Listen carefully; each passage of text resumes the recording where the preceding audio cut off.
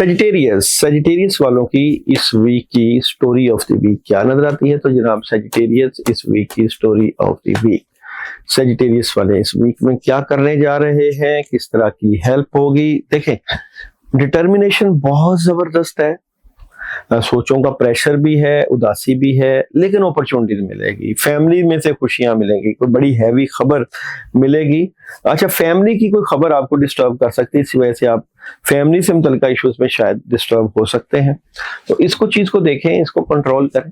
आप लोगों की इस वीक की एनर्जी, सेजिटेरियस इस वीक की एनर्जी क्या नजर आती है?